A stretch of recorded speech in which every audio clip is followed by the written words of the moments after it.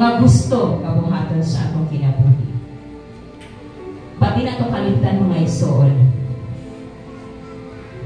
That as a children of God, we ought to worship our Lord. Thank you, Jesus. Sipahon ka na mo, Diyos. Daigon ka na mo, Jesus. Tungod ka ikaw, ang labaw sa nanabuha. Jesus, you are more than enough for us. Oh, thank you, Lord.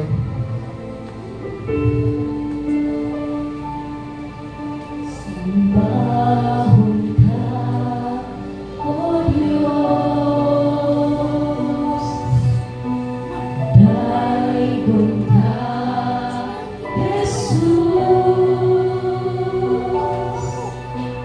Labaw ka sa tanan,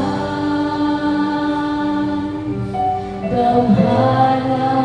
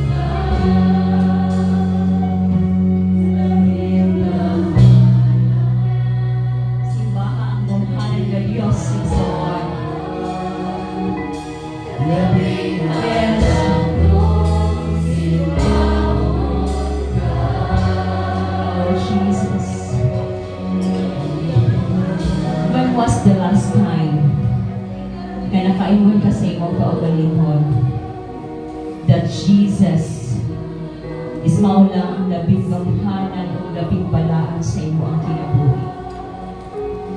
Kano sa to igsuod nga nakaingon ka sa imong kaugalingon, ikaw lamang o Diyos, ikaw lamang Jesus ang labing gamhanan sa akong kinabuhi. Busa dili ko angay mga hadlok o balaka aning mga pagsulay sa kinabuhi. Tungod ka ikaw ang labing gamhanan nga Diyos. Ikaw nga Diyos walay sama kanimo. Igsuon unsa man kadako ang imong pagsulay, mas more than paniana kadako ang Diyos sa imong kinabuhi. Unsa man kadako sa bukid nga imong giatubang karon, nga daw sa pagbati nimo wala naman ni kasulbaran. But wala ka na sayo sa imong desisyon ka nga buntag na imong simbahon ng Diyos. Di na kay basta-basta ka Diyos, but ang Diyos na naghimo kanimo, ang Diyos na nagpalangga kanimo, ang Diyos na nagaprotekta kanimo, ang Diyos na nag-aamping kanimo, ang Diyos na nagkuha kanimo gikan sa hindip na pagkinabuhi, ang Diyos na nag-provide sa imong mga pangangailangan, ang Diyos na nag-aayo sa imong balatinan, ang Diyos na nag-rescue kanimo gikan sa kinabuhi nga adto sa pagkadaot. Igsoon ang imong Diyos karon nga abuntagon, dako gamhanan ug balaan, ug walay sama kaniya, walay sama kaniya. Palaga ka sa Diyos, giapiman ka sa Ginoo, wala nagkulang ang Diyos kanimo igsoon. Feeling lang nimo wala na siya, wala pakialam ang Lord sa nimo. But this morning I want to tell every one of you, God cares for you. Jesus died on the cross just for you and for me, and there's nothing that you kaya mo hatol para sa Lord, because God, He gave everything to us. Amen. God has given everything to us. Ihatag niya ang tanan para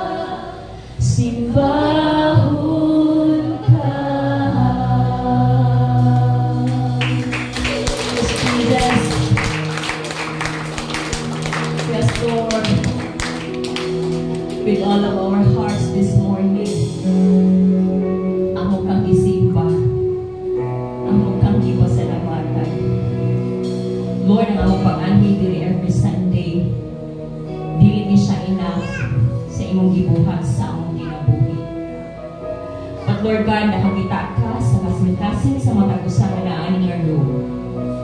Nakita niyo ang ilang mga sitwasyon. Nakita niyo, Lord, ang ilang mga kondisyon karon. And thank you, Father, that you have reminded us. You remind me mo ang matagusan ka namin, nga diha ka nimo. We are so precious. We are so important. You have given us the value, Lord. And so this morning, panayon na mong ipataas ang imong pangalan, aning adapit, sa matag pamilya nga among gi-represent. Father, be glorified, be magnified, be exalted